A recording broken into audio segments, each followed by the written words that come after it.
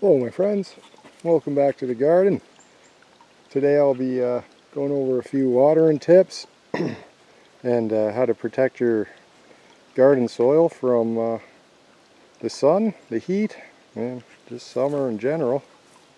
Yeah, one way to protect yourself is with some cover. Dog's found some shade here. I think she's eating the berries that are falling down. I gotta get those picked too. My haskaps are ripe on the one bush and almost ripe on the other. But yeah, it's the beginning of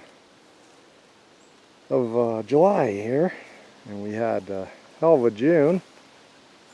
It wasn't but 2 weeks ago now that there was frost warnings.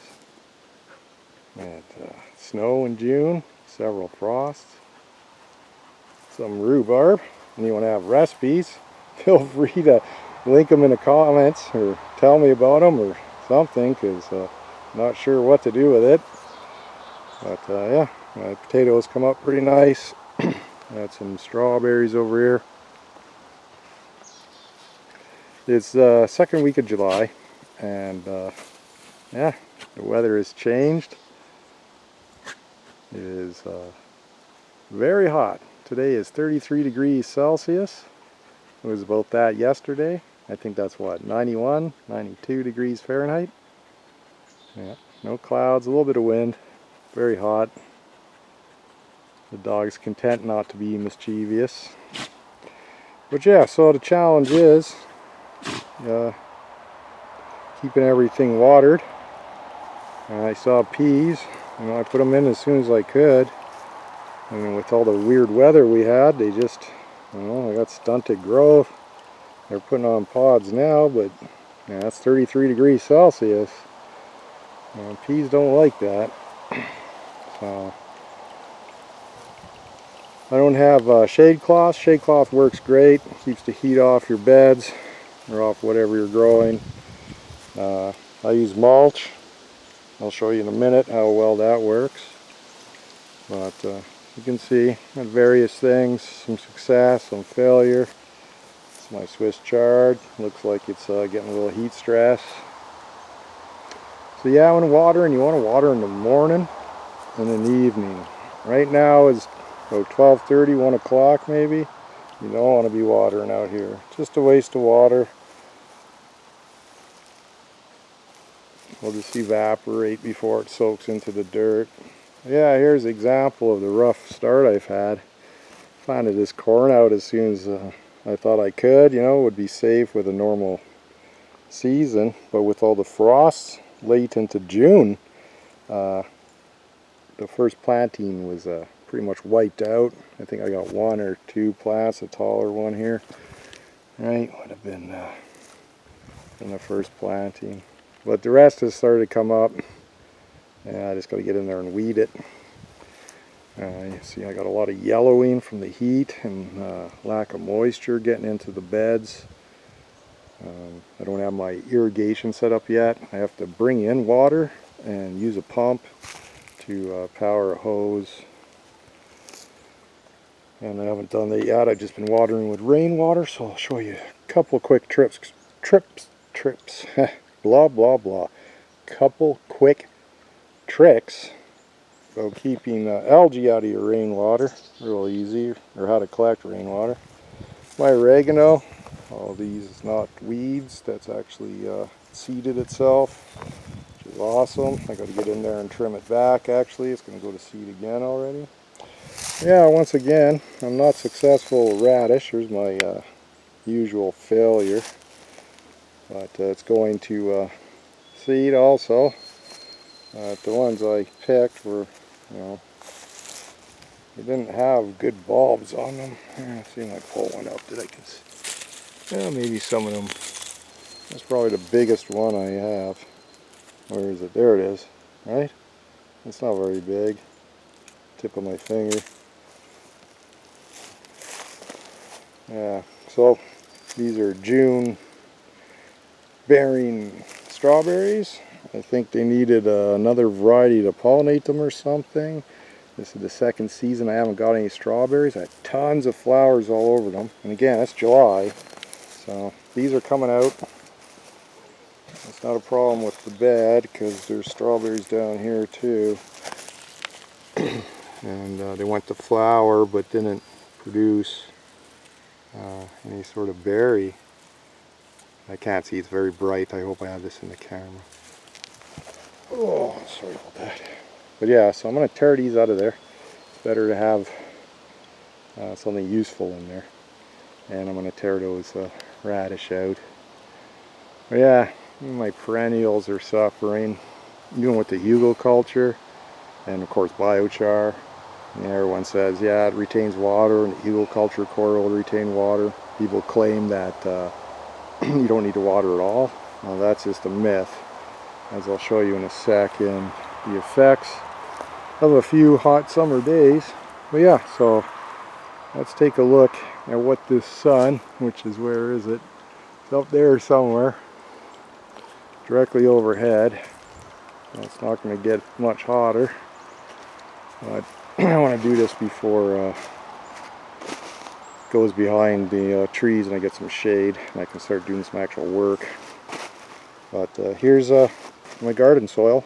This is exposed, no mulch, no shade cloth, and only partially shade just now from the trees that are also directly above my head. But yeah, I'll set up a tripod and I'll show you something cool, or maybe not so cool. Alright, here's my most recent raised bed that I completed. I guess it's not quite complete yet, I need to cover it. But here's some exposed soil. Again, it's 33 degrees Celsius today, which is about 91, 92 degrees Fahrenheit. And what I have here, got myself a little toy, cool little GUN to play with. It reads the temperature. What's it called? ThermPro. It's a handheld thermometer. It has a laser. You aim the laser at what you want to take the temperature of. It's fairly cheap. I think it was about 20 bucks on Amazon. I don't know. I'm not going to put a link or anything. I'm not trying to sell anything. I'm just showing what it is. It's going to take the temperature of the soil. So hopefully here, I'll try to angle it. It's hard to see. Like I said, it's very bright out here. So there you go. I don't know, can you see that? Is that in the camera right? Turn it a little bit. But yeah, 73.7 degrees Celsius.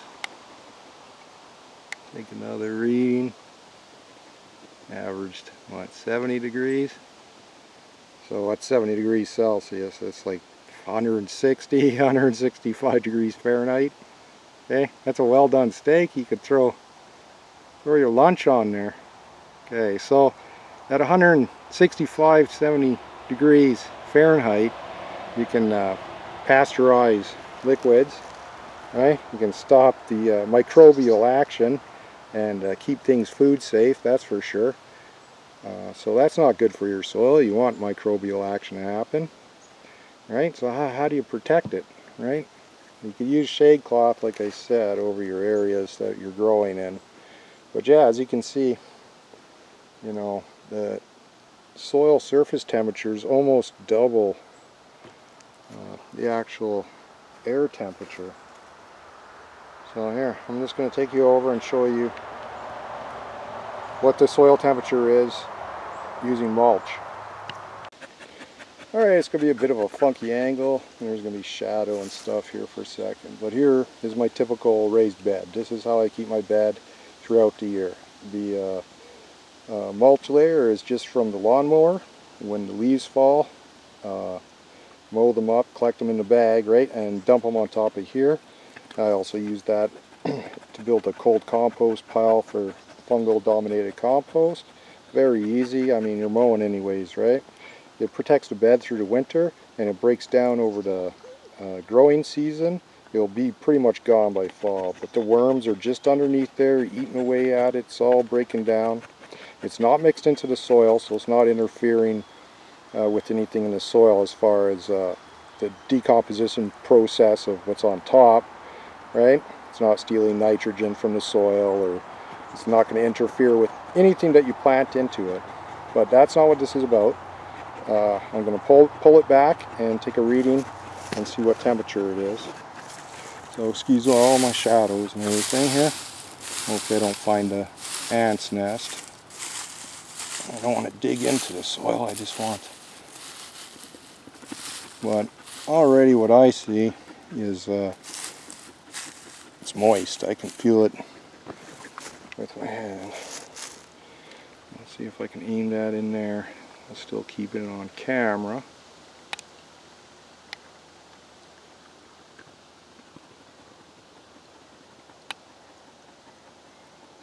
There we go. 29 degrees Celsius. I'm going to get it in closer to make sure I'm actually aiming at it. That's more like it. 26. So still pretty warm. It's a hot day. Getting consistent reading.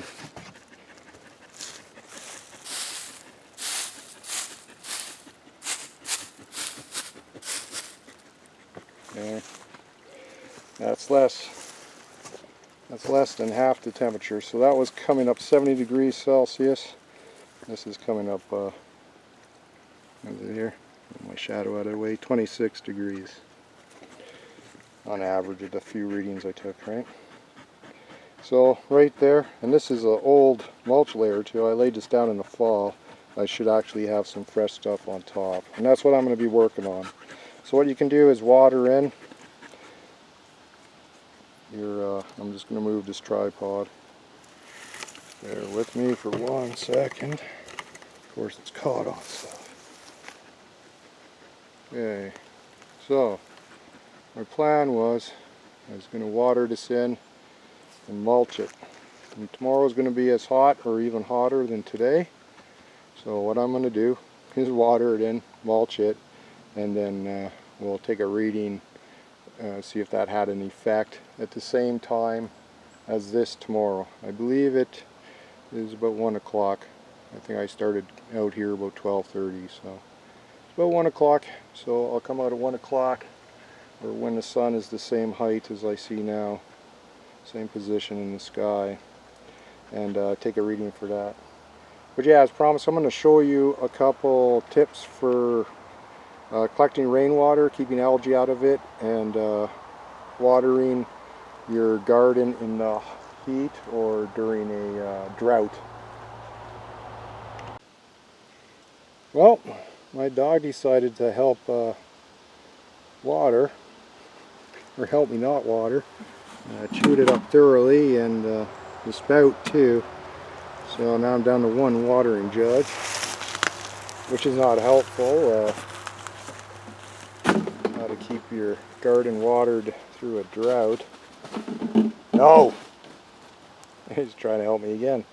So yeah, I don't have a spout on the end of this watering jug because one doesn't fit anyways. She chewed it for half a second, enough to make it difficult to use. So I'm just going to run it down over the shovel. It doesn't. But yeah, this dirt is, this soil is very dried out. Just in a few days of sun. Putting a mulch layer on top will also help with the wind. The wind also evaporates moisture from your... I'm just doing this with the shovel so it doesn't make grooves in the freshly... See, if I just pour it in like this, it's going to make grooves and indentations in the soil. Just kind of more evenly disperses it. It's not necessary. This is not some awesome technique or whatever. This is improvising on the fly when the dog chews up your supply. Chewed up my watering can with the nozzle. So yeah, so just the shade now from the trees. This is about half an hour after I took the other Let's see here. So add some moisture and some shade. That's now back down to 26. I just put that water was cold though. That really doesn't mean much anything. But yeah, keeping the soil moist obviously with cool water would help.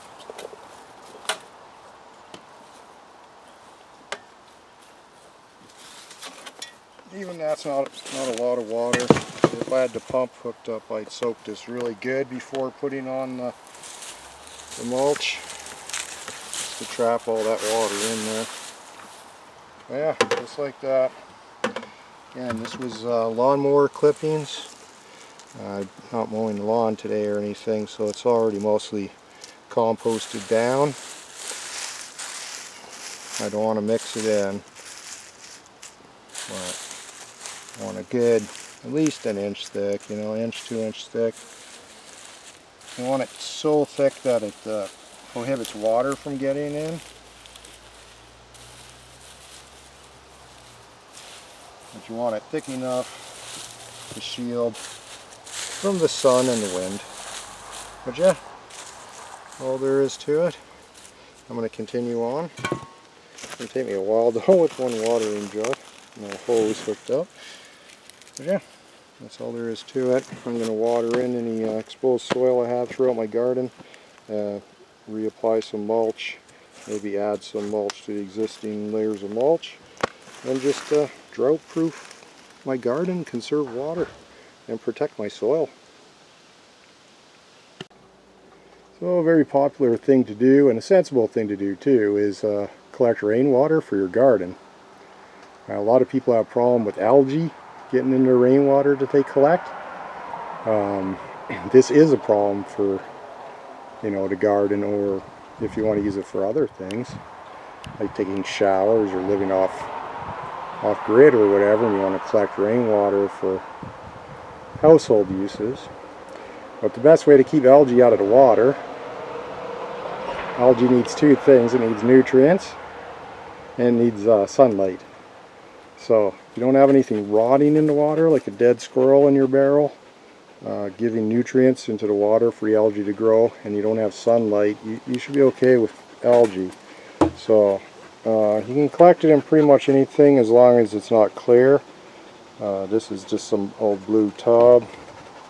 I have another collection barrel up there which is black, and then got these black lids. These purpose built for collecting rainwater, right? It's got a screen to keep stuff out of it, and it's a dark color, and the screen's size mesh that helps keep light out also. So as you can see, I'm getting kind of low on water. I have to have a truck come in and fill up. Well, here I'll show you without giving you whiplash. Where are they? So find them in the camera. I have some big totes out there. I fill those with water, potable drinking water, and then I use a pump to run through a hose to irrigate my garden. But in the spring, you know, and you don't need a lot of water, you don't need to water everything too much. I just use rainwater. But yeah, as you can see, there's no algae growing in there. I don't know how well you can see. I can see to the bottom. Maybe the camera picks it up. Yeah, there's no algae on the side. It's just scum and dirt washes off the roof. But yeah, it's really easy. Keep light and rotting vegetation or dead squirrels and such out of the barrels, and you should be fine as far as algae. Algae is bad. It's bad to use the water that has a lot of algae in it, because they, when they bloom and die, the cycle of life with the algae, they produce microtoxins, which can be uptaken by the plants and passed on to you and animals that eat the plants. But yeah, that's just a quick thing. I'm going to fill up my watering jug, entertain the dog, and tomorrow I'll come back and show you the soil temperature of the same bed I showed you today at the same time of day. It may even be hotter tomorrow, but it certainly won't be cooler, and we'll see what the readings are, and if they're nice, I'll plant some plants into it. Alright, it's the next day. It's 34 degrees Celsius. Beautiful day. Very hot. Not much of a breeze to speak of. A little bit once in a while, but yeah, it's sweltering hot. About the same time of day as it was yesterday. And here's the same bed we took temperatures yesterday. I just simply added a little water, and because I'm hand watering and I don't have much rainwater, it didn't get a lot of water. So I just basically dampened the surface and then covered with mulch. And again, this is leaf and grass mulch from the lawnmower. It sat in a pile and cold composted. It's full of fungal growth, which will help inoculate this fresh garden soil in this bed. So here, let's take a look and see what temperature it is. Alright, moment of truth. So yesterday at this time, this soil was uncovered and was reading, what, 70 degrees Celsius or 160 something degrees Fahrenheit. I just simply added a little water and then added a layer of mulch, maybe an inch to 2 inches thick. Out there, I'm not even sure I have that in the camera. Adjust this a bit, make sure it is. Okay, I got this, make sure it's pointed at the, it's hard to see the laser. That's reading 43. There we go, that's more like it. 26.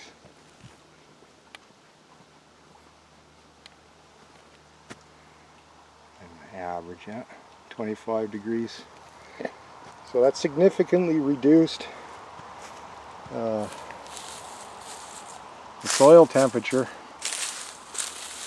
adding a little moisture and then the mulch covering layer.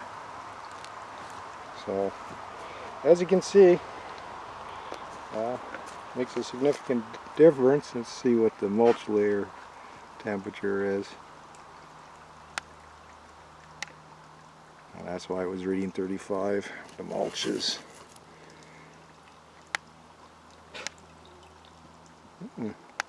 mulch isn't that warm, is it?